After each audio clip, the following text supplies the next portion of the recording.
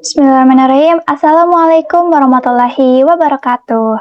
Halo semuanya, perkenalkan kami dari kelompok 9, kelas B, jurusan Pendidikan Biologi Universitas Siliwangi akan mempresentasikan terkait embriologi pada amfibi terutama katak pada mata kuliah embriologi yang diampu oleh Bapak Egi Nuryadin, SPD MSI. Oke, sebelumnya izinkan kami memperkenalkan diri. Di sini untuk kelompok 9 sendiri ada Sally Apriliani, Melissa Gandhi, saya Melinda Feni Paichan, dan juga Anissa Hasana. Oke, sebelum masuk ke pembahasan inti, di sini kita akan menyebutkan apa saja yang akan kami bahas pada video kali ini, yaitu akan membahas terkait gametogenesis pada katak seperti apa, lalu reproduksinya, fertilisasi, embriogenesis pada katak, organogenesis, metamorfosis pada katak, dan juga apa saja sih kelainan-kelainan yang terjadi pada perkembangan embrio katak. Oke, mungkin kita masuk saja ke pembahasan pertama, yaitu terkait gametogenesis pada katak. Nah, apa sih gametogenesis? Nah, mungkin kita highlight dari kata gamet. Gamet itu merupakan sel kelamin. Jadi, dan oogenesis sendiri itu proses. Jadi, gametogenesis merupakan proses atau pembentukan sel-sel gamet atau sel-sel kelamin yang nantinya akan menghasilkan sel sperma dan sel telur. Nah, untuk gametogenesis pada katak sendiri itu tidak jauh berbeda pada manusia. Untuk pembelahannya sama seperti manusia. Nah, di sini kita akan bahas terlebih dahulu spermatogenesis pada katak. Nah, di sini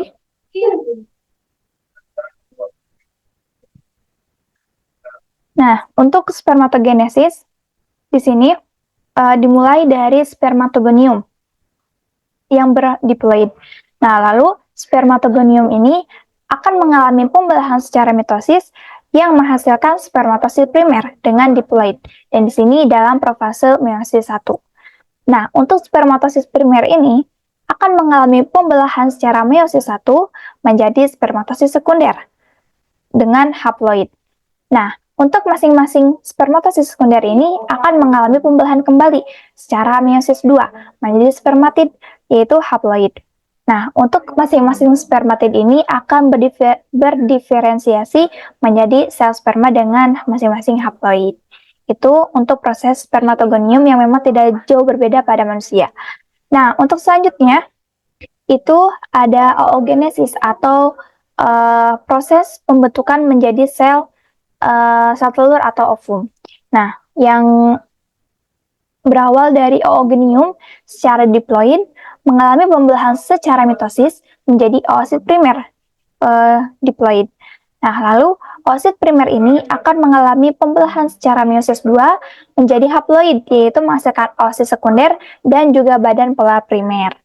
Nah, untuk oosit sekunder ini akan nantinya untuk oosit sekunder dan badan pola primer ini akan mengalami pembelahan secara meiosis 2. Nah, untuk oosit sekunder sendiri akan menghasilkan ootid dan badan polar sekunder. Sedangkan untuk badan pola primer ini akan menghasilkan badan polar sekunder. Nah, jadi di sini oosit sekunder itu akan menghasilkan ootid dan badan polar sekunder, sedangkan untuk badan polar primer akan hanya menghasilkan badan polar sekunder. Nah, lalu untuk ootid tadi nantinya akan berubah menjadi ovum, sedangkan untuk badan polar sekunder akan berdiferensiasi menjadi ovum. Itu merupakan proses pembentukan sel telur atau ovum yang memang pada katak yang memang tidak jauh berbeda pada manusia. Nah, untuk selanjutnya adalah pembahasan terkait reproduksi yang akan disampaikan oleh rekan saya. Baik, terima kasih kepada moderator. Di sini saya akan melanjutkan mengenai reproduksi pada katak. Nah, reproduksi katak secara seksual dan berkembang biak dengan fertilisasi eksternal.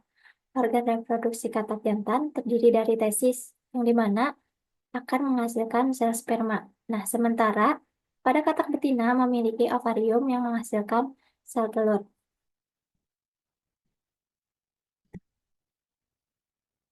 Pada katak jantan, organ reproduksi utamanya yaitu tesis, di mana tesis ini berfungsi sebagai menghasilkan sel sperma.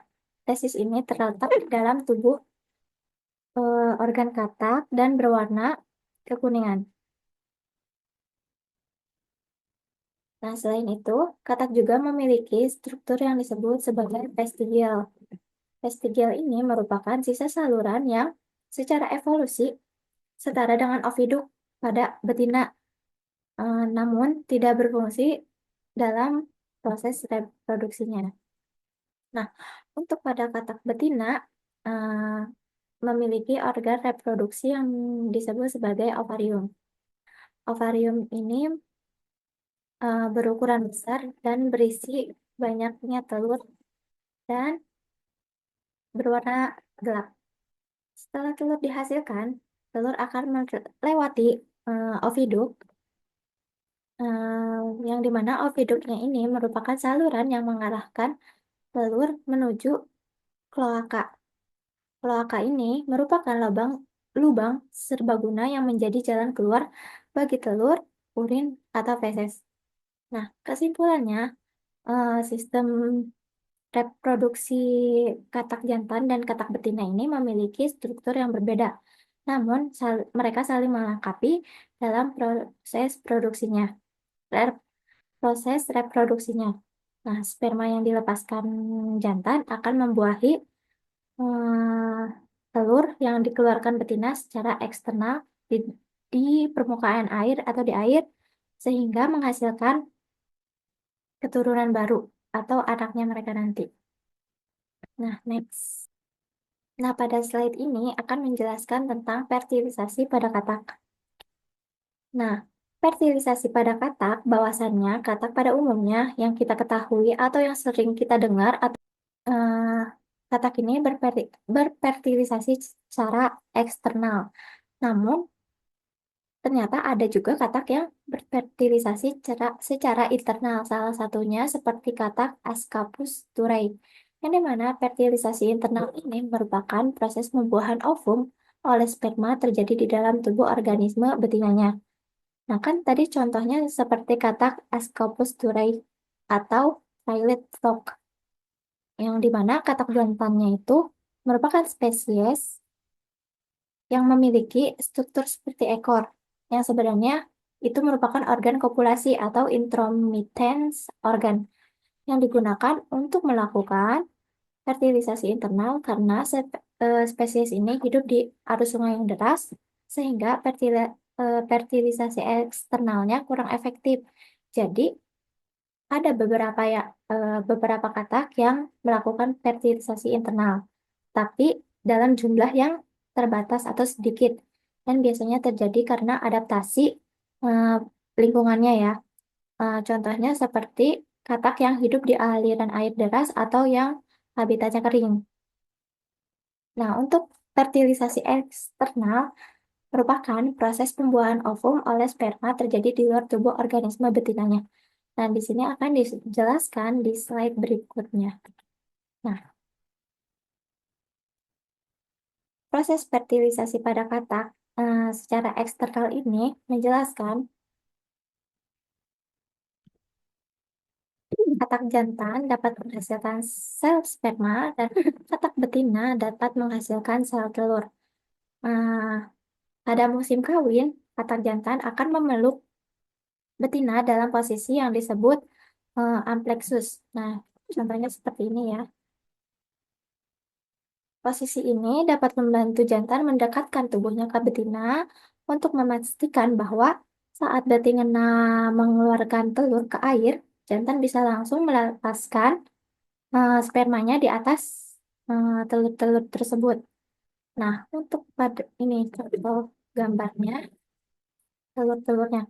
Nah, ini menunjukkan telur-telur katak yang sudah dibuahi, di mana sperma yang dilepaskan oleh jantan akan membuahi sel telur yang dikeluarkan betina sehingga menghasilkan telur yang berkembang menjadi embrio.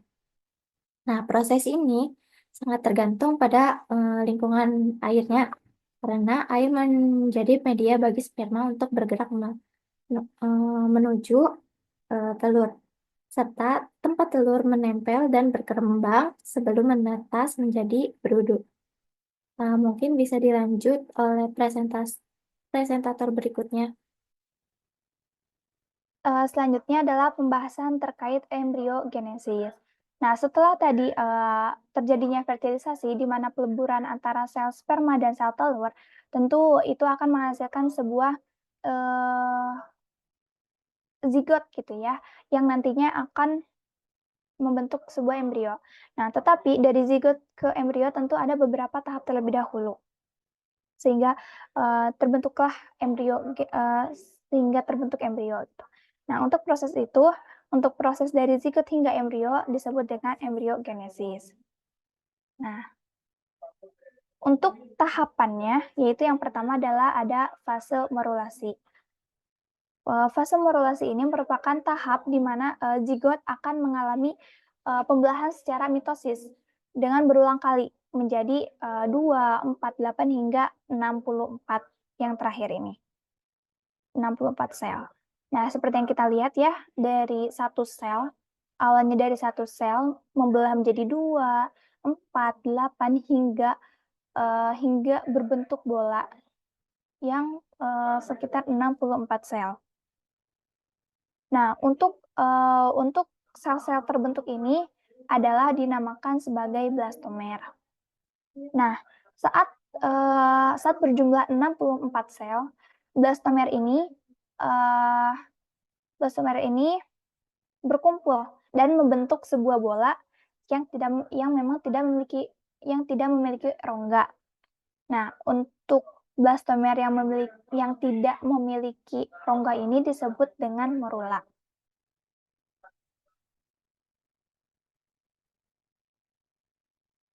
Nah, uh, nah untuk tipe telur katak sendiri adalah telosital, artinya memiliki jumlah yolk yang sangat banyak, tetapi tersebar tidak merata. Sehingga untuk pembelahannya total dan tidak ekuator. Nah, blastomer yang dihasilkan sendiri itu tidak sama besar. Dan setelah difertilisasi, maka akan terbentuk sebuah daerah yang berwarna lebih muda atau kelabu, atau disebut dengan gray crescent. Nah, bisa dilihat juga ya untuk di sini itu ada dua warna atau dua pigmen. Mengapa demikian ada pigmen yang berbeda?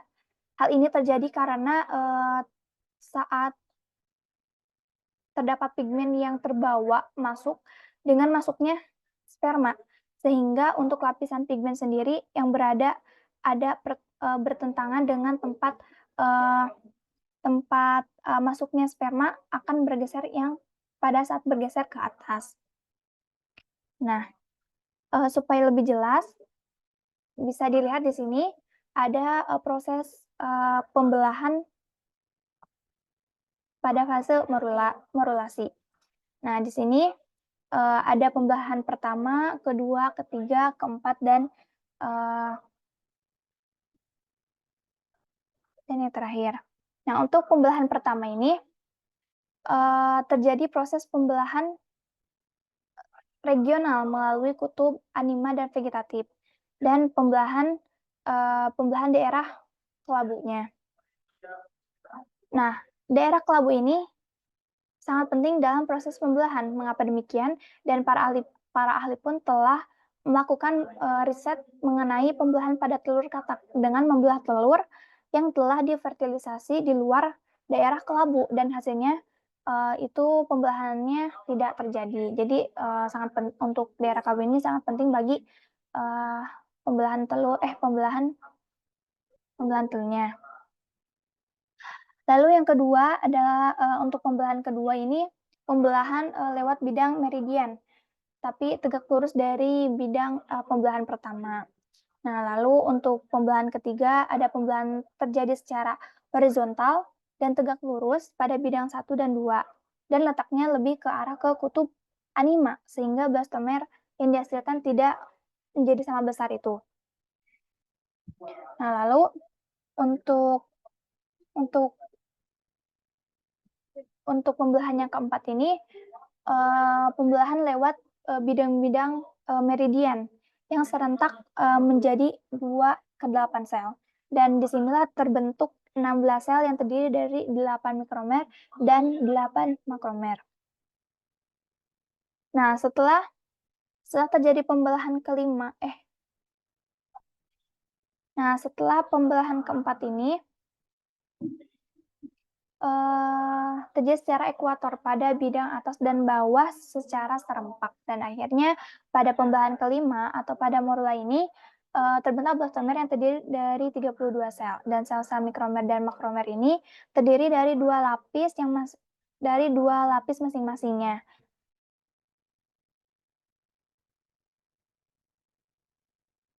Nah, kita lihat untuk proses pembelahannya. Nah, ini adalah proses pembelahannya gitu, yang dimulai dari 2, 4, 8, 16 hingga berbentuk bola.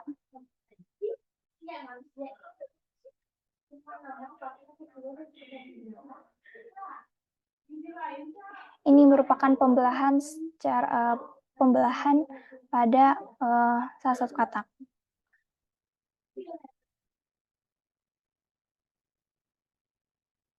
Selanjutnya yaitu fase organogenesis.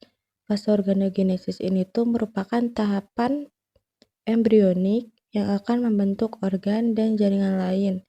Nah, pada katak, proses organogenesis ini tuh akan terbentuk setelah melalui 2 tahapan, yaitu tahapan granulasi dan tahapan neurulasi. Yang selanjutnya yaitu fase granulasi.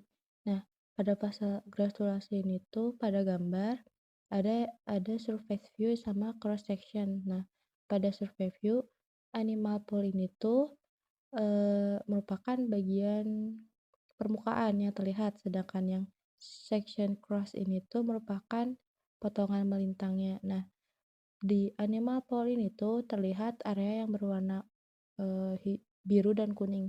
Nah, di area yang berwarna biru ini tuh nanti akan meluas ke area yang berwarna kuning. Nah, berwarna kuning, sedangkan pada arah panah ini dia itu menunjukkan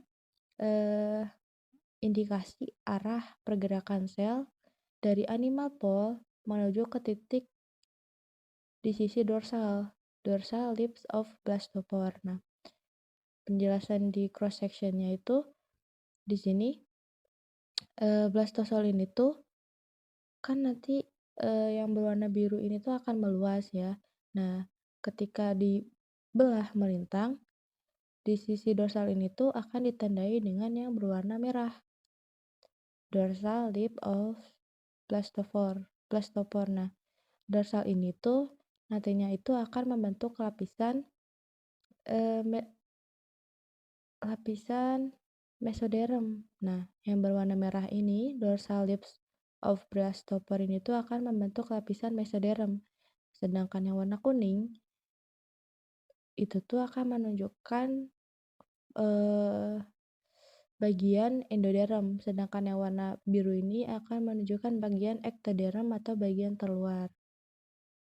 Pada fase tahapan pertengahan granulasi di gambar yang berwarna biru ini tuh nanti akan meluas ya. Nah, akan meluas dan mendorong si area kuning ke bagian posterior yang akan membentuk struktur yang nantinya disebut sebagai yolk plug yang di sini. Nah, di bagian cross sectionnya di sini tuh blastosol screening itu akan semakin menyusut. Nah, terjadilah invaginasi sel-sel yang akan terus berlanjut yang membentuk arkenteron, yaitu rongga pencernaan di sini tuh. Nah, arkenteron ini tuh tadi berada di area endoderm. Nah, lapisan sel yang melipat ke dalam ini tuh akan membentuk lapisan merah. Lapisan merah ini lapisan mesoderm yang ada di antara lapisan luar, yaitu lapisan biru dan lapisan kuning. Next, untuk gambar tahapan ketiga, tahapan akhir granulasi, ini tuh nanti blastosolnya itu akan menghilang di sini. Blastosol screening itu tuh nanti akan menghilang.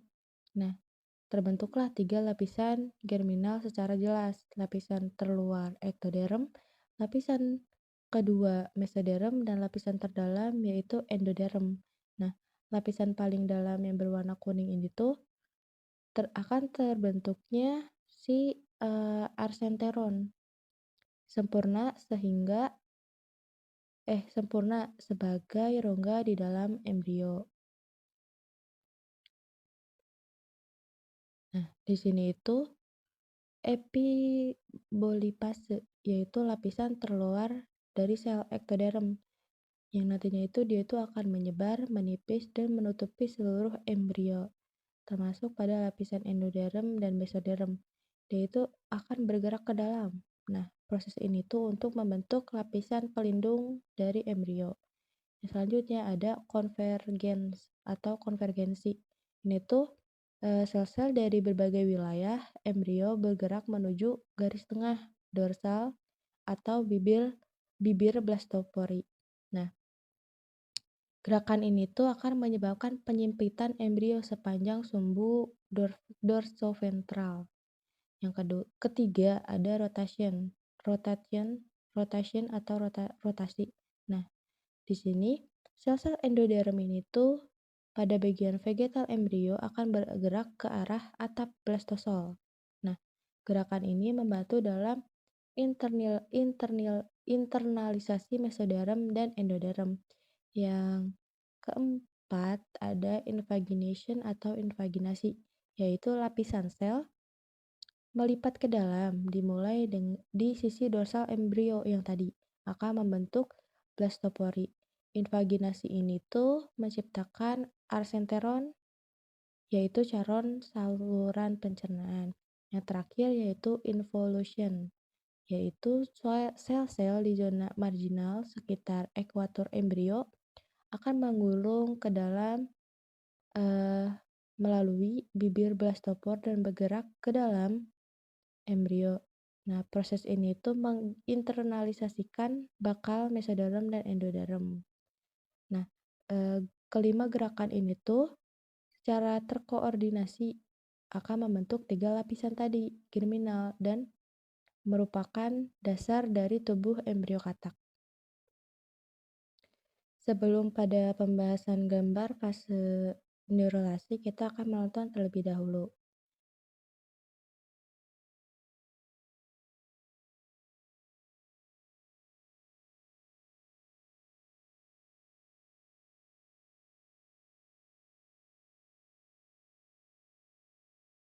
Nah, setelah menonton video, kita akan membahas gambar.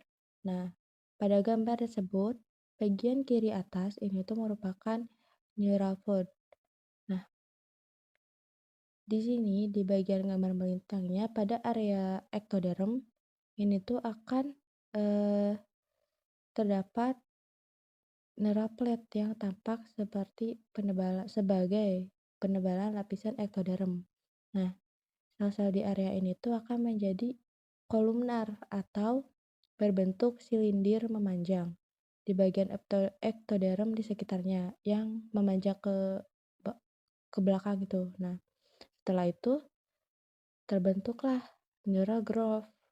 Nah, neural growth ini tuh di bagian neural plate ini tuh akan melekuk ke area dalam. Nah, di sini akan melekuk ke area dalam di sepanjang garis tengah yang tadi, garis tengah ke belakang. Nah, lekukan ini tuh nanti akan meninggi. Setelah meninggi, terbentuklah neural fluid yang ini. Nah, di samping dari neural plate pada gambar. Neural fluid ini tuh akan meninggi seiring dengan pendalaman dari neural growth yang tadi dan akan membentuk neural float ke arah garis tengah dorsal. Nah, setelah melewati tahap itu, terjadilah tahap penutupan neural tube atau tabung syaraf. Nah, di tabung syaraf ini ada di gambar yang ketiga bagian C. Nah, di gambar bagian C ini tuh gambar ini tuh menunjukkan bagian dorsal saat neural float hampir bertemu. Nah, di gambar yang selanjutnya yang vertikal di bawahnya ini tuh menunjukkan neural float itu bersatu dengan eh, bagian dorsal. Nah, di bagian dorsal yang nantinya dia itu akan membentuk neural tube yang tadi. Nah, yang ini tuh nanti tuh akan terpisah dari ektoderm di permukaan. Yang selanjutnya, pembentukan dan migrasi neural crest cell di sini. Ini tuh potongan melintang setelah penutupan dari neural tube. Terlihat sekelompok sel yang berwarna biru di sini. Itu tuh setelah neural tube ini terbentuk, sel-sel itu akan mengalami transisi epitel mesenkim dan mulai bermigrasi ke berbagai lokasi di bagian embrio. Yang selanjutnya yaitu pembahasan gambar dari organogenesis pada katak. Nah, sama seperti gambar di area kiri atas, ini tuh foto yang menunjukkan area dorsal embrio katak. Nah, di sini tetap terlihat neural buds atau lempeng syaraf di area ektoderm, area terluar. Nah, di area sampingnya ini itu tuh masih sama ya. Nah, namun di sini tuh akan terbentuknya notochord. Nah, di area mesoderm notochord itu akan terbentuk. Lalu, secara keseluruhan, gambar ini tuh memvisualisasikan tahap-tahap awal pembentukan dan perkembangan sistem syaraf melalui neural tube dan neural cluster tadi pada pembahasan gambar neuralisasi. Nah, secara ininya cikal bakal rangka otot itu tuh berasal dari mesoderm pada embrio katak. Nah, perlu diingat bahwa neural plate ini tuh berasal dari ektoderm, notochord berasal dari mesoderm, yang nantinya akan menginduksi pembentukan neural plate. Yang selanjutnya adalah somit, itu tuh berasal dari mesoderm dan akan berkembang menjadi rangka dan otot. Pembahasan selanjutnya yaitu turunan ektoderm. Turunan ektoderm dimulai dari pembentukan syaraf dan indera. Nah, pembentukan syaraf dan indera ini merujuk pada perkembangan seluruh sistem syaraf, baik otak ataupun sumsum tulang belakang, serta syaraf-syaraf perifer. Nah, syaraf perifer ini tuh berasal dari neural tube yang tadi. Nah,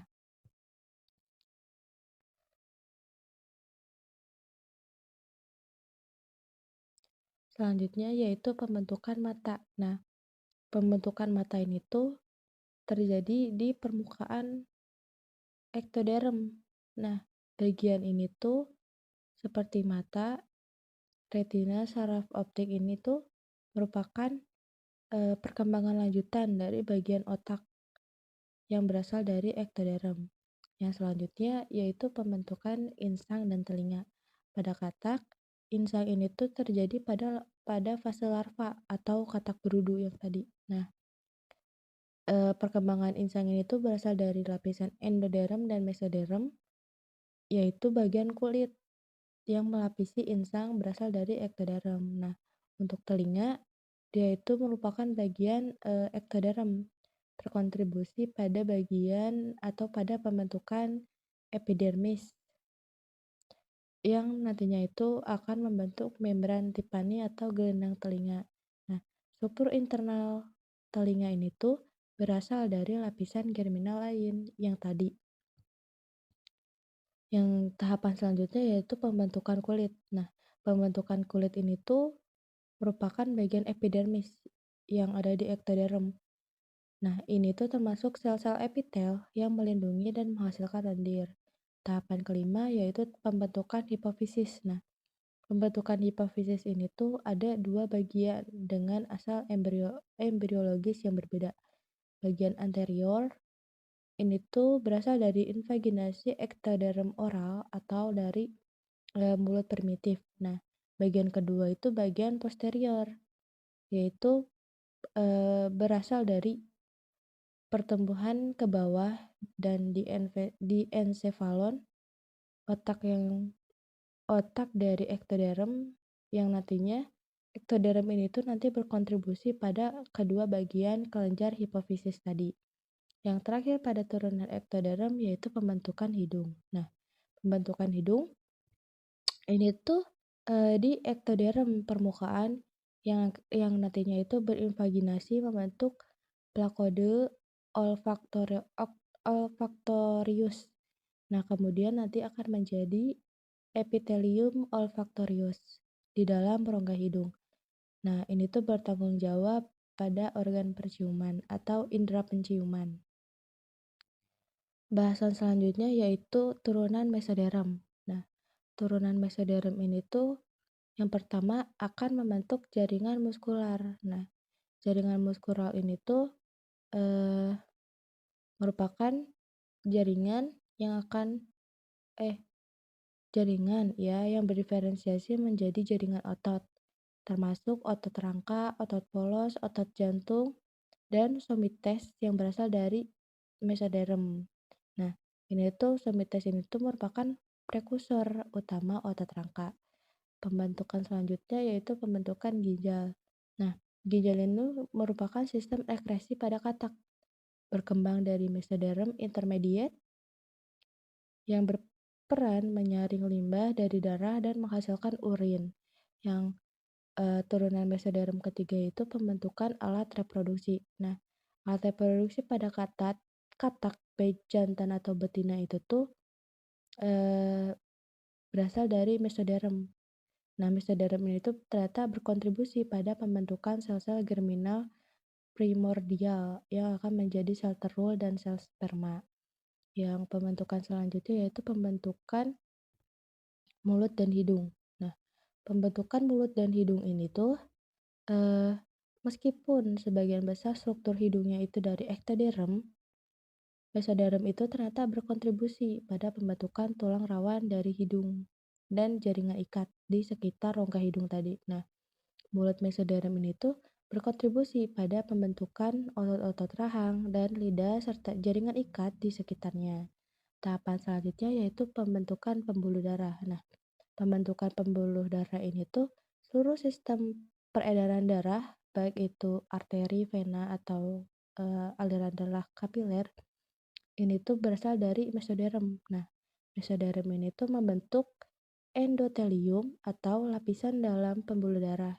Nah, serta komponen otot, dan jaringan ikat di dinding pembuluh darah. Nah, tahapan selanjutnya yaitu pembentukan jantung. Nah, pembentukan jantung ini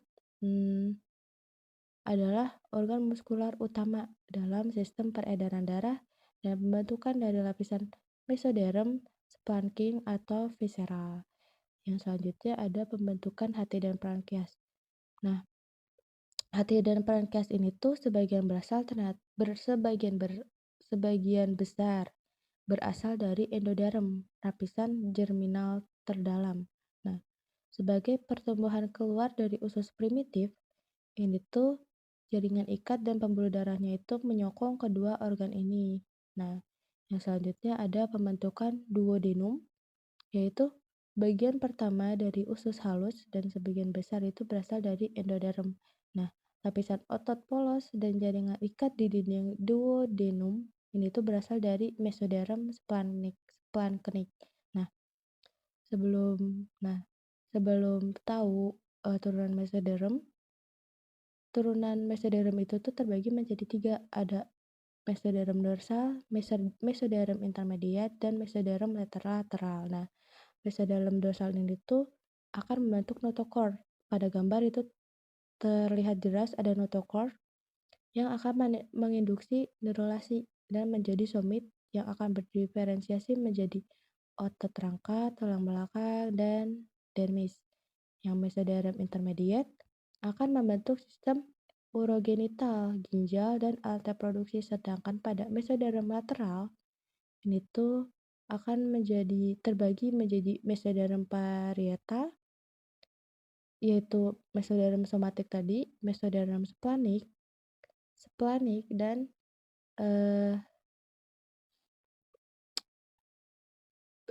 mesoderm splanik yang berkontribusi pada organ-organ dalam, baik itu jantung, pembuluh darah, lapisan otot, serta saluran pencernaan. Pembahasannya terakhir yaitu metamorfosis pada katak. Sebelum pembahasan, kita akan menonton videonya terlebih dahulu.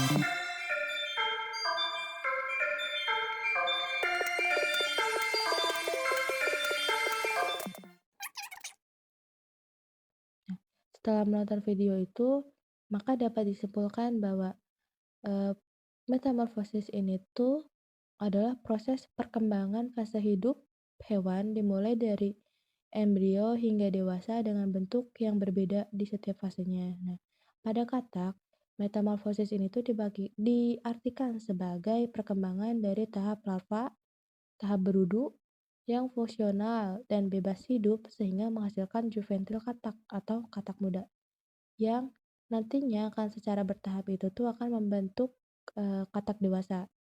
Nah, metamorfosis katak itu tuh melibatkan perubahan fisiologis, baik itu struktur jaringan dan fisiologis tubuh yang substansial. Nah, di sini tuh dijelaskan bahwa perubahan histologi dan fisiologisnya itu tuh adanya penyusutan ekor yang ekstensif, yang awalnya tahap berudu dia memiliki ekor untuk berenang. Selama metamorfosis, ekor ini tuh akan diserap kembali oleh tubuh. Yang selanjutnya itu perkembangan kulit multiselular yang kompleks. Kulit berudu ini tuh relatif sederhana, sedangkan pada kulit katak dewasa ini tuh lebih kompleks dengan berbagai lapisan dan kelenjar. Yang terakhir ada penyerapan insang dari medium air menjadi paru-paru, dari akuatik menjadi terestrial. Nah, berudu sebelumnya itu bernapas menggunakan insang di dalam air.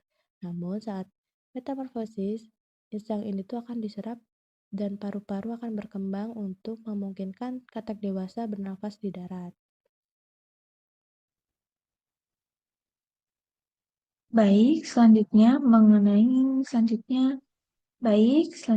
kita lanjut mengenai kelainan organ pada amfibi. Kelainan organ pada amfibi ini dibagi menjadi 4. Yang pertama ada malformasi, yaitu kelainan yang terjadi selama pembentukan struktur, yaitu pada saat organogenesis, atau pada saat belum terbentuknya struktur organ pada amfibi. Nah, cacat-cacat ini bisa menyebabkan hilangnya sama sekali atau sebagian dari sebuah struktur atau perubahan-perubahan konfigurasi normal. Ya, dicontohkan pada gambar-gambar yang ditampilkan di sebelah kanan saya. Ini ada kaki yang hanya mempunyai satu ataupun memiliki banyak kaki pada amfibi. Mungkin itu adalah salah satu contoh pada malformasi. Yang kedua ada distruksi, yaitu perubahan morfologi yang terjadi setelah pembentukan struktur organ. Nah, terjadi pembentukan struktur organ itu adanya kecacatan organ juga pada amfibi biasanya, ataupun emang memiliki jari-jari banyak, tidak jauh berbeda dengan malformasi. Yang ketiga ada deformasi. Deformasi sering mengenai sistem kerangka otot atau biasanya bisa pulih setelah lahir. Nah kan jika kalau misalnya kerangka otot itu di mana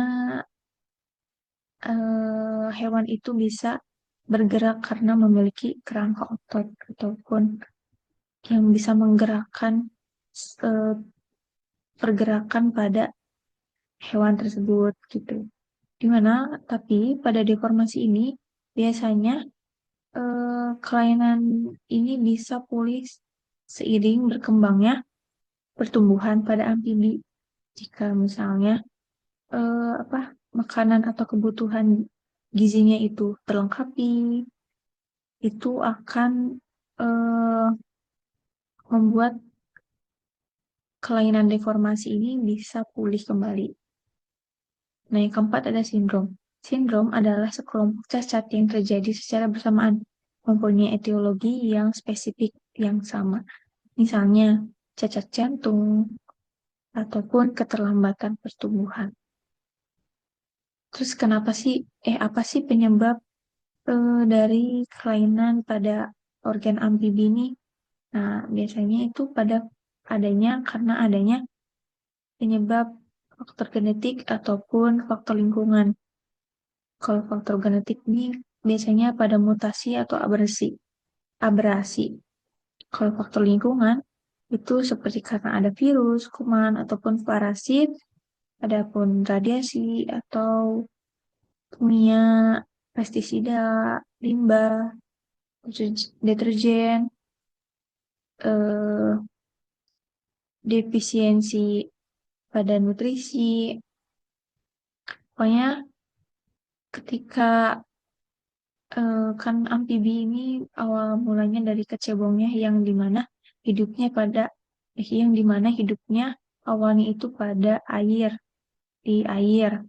Nah, ketika kecebong itu terganggu pertumbuhannya pada air, adanya gangguan kimia ataupun limbah, sehingga pertumbuhan pada amfibi ini terhambat.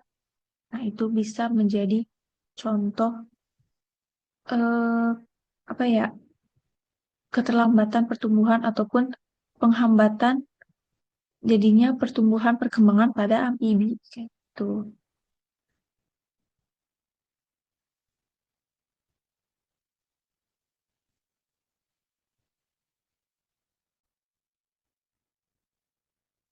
Nah, karena mungkin pemaparan dari semua presentator sudah selesai, maka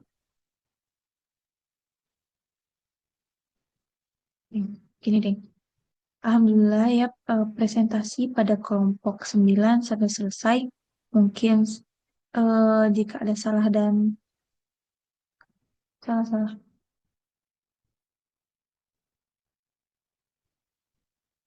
Nah, Alhamdulillah presentasi dari kelompok 9 sudah selesai. Mohon maaf bila ada salah kata dari kelompok kami. Kami ucapkan terima kasih dan kepada teman-teman jangan lupa untuk bertanya jika ada yang dibingungkan ataupun ada yang ingin diketahui lebih lanjut, silakan untuk dikaji pertanyaannya dan ditanyakan kepada kelompok kami kayak gitu. Mungkin dari kelompok kami cukup sekian dan terima kasih.